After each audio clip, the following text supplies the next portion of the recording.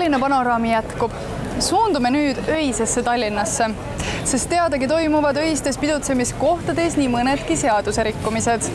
Võtsin ise selle teekonna ette, nii et vaadake te, kuidas mul nüüd läks. On laupäeva varahommik või öö, kell on igatahes 3:17, aga pidu käib veel täies hoos. Kes on hilised peale tulijad nagu mina, siis alkoholid enam ei saa, sest alkoholi enam baarid ei müü. Aga kuuldavasti mõned baarid siiski müüvad. Läheme uurime, millised? Juba pea aasta aega Tallinnas kehtinud piirangud ei luba baaridel nädala sees peale 2 öösel ja nädalavahetustel peale 3 öösel müüa enam alkohoolseid jooke. See on samm lähedale südalinna, eeskätt vanalinna elanike huvidele, kes soovivad öösel rohkem rahu. Küll harva, aga siiski saab Mupo teinekord väljakutseid baaridesse, mis on neile piirangutele vilistanud. Milliste asutustega õigupoolest tegu on? Alustasin öisid otsinguid Telliskivis Depot kandis, mis peaks olema uue pealinna Bermuda kolmnurga üks tippudest. Actually, I was in Old Town and it was not, I didn't feel the vibe. Here, it looks like this is the place to be. Kuidas täna siin Telliskivis pidu on? Just tulime, me ei tea veel. Just jõudsime, Miks nii hilja, kell on 3 läbi? Me olime vanalinnas. Aga alkoholi ju enam osta ei saa? Oleneb, kust me kuhu minna. Kust saab?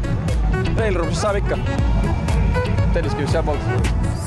Aga enne kui Railroomsi minna, ei saa kuidagi üle ka ümber vanakooli Bermuda kolmnurgast ehk vanalinna peotänavatest. Milline melu valitseb seal hilistel öötundidel? Kuidas täna õhtu vanalinnas on? Surnud suht. Miks surnud? Kõik on F-il. Mulle väga meeldib. Aga kas uni ei kipu peale, kell on juba palju? Ei ole. Ei taha magada. Kell on 3. Ei. Ma maalt. Aga alkoholi ju enam ei saa. Igal poolt saab kogu aeg. Ei tea.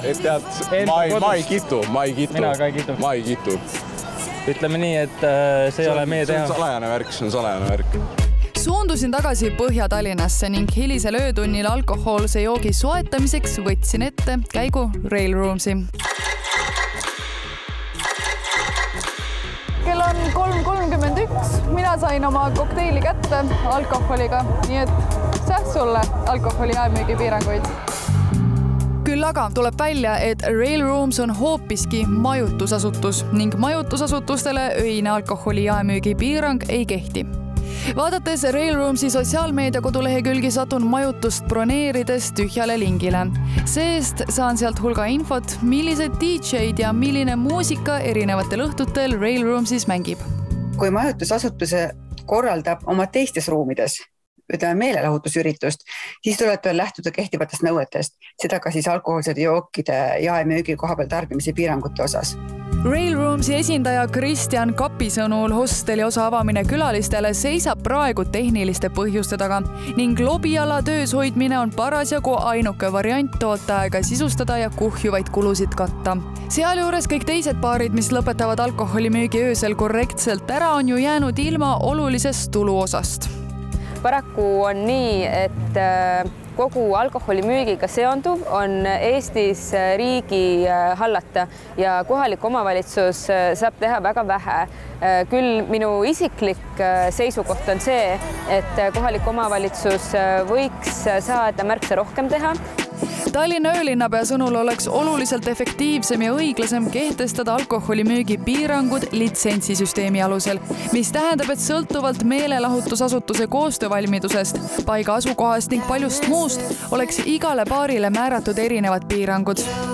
Mida arvavad sellisest ideest südalinna elanikud, kes öise lärmi tõttu on kõige rohkem häiritud? See oleks hea, see oleks muidugi täiesti, et kui sa ikka ise näitad välja, et sa oled huvitatud koostööst, et siis sul oleks teised võimalused, on ja. Kuidas seda teostada? Ma arvan, see oleks väljakutse. Ene Post lisab, et senine alkoholi jaemüügipiirang on juba öist lärmi vanalinnas veidi vähendanud, küll aga võiks see hakata kehtima tunnike varemgi.